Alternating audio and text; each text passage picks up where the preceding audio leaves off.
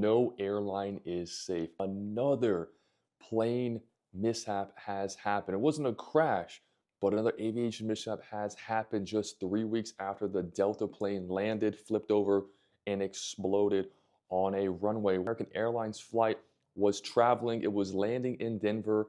The pilots were calling over to the air traffic controller, hey, our engines are vibrating, the plane's being weird. They're like, hey, is this an emergency? They're like, not an emergency, but we're traveling slower than normal. Okay, like we can manage this, but something's off. Well, basically, they land safely, thankfully, right? Thank God.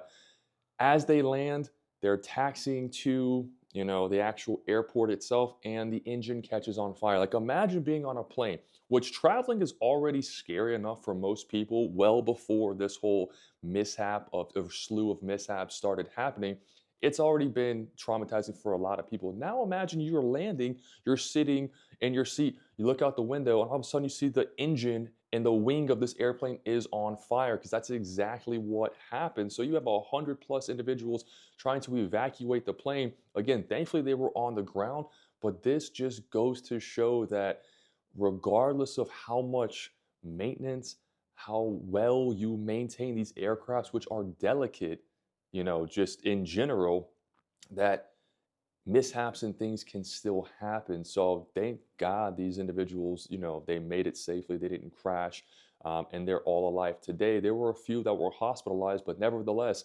another mishap has happened. So if you're traveling in the near future, say a prayer, because, you know, yeah,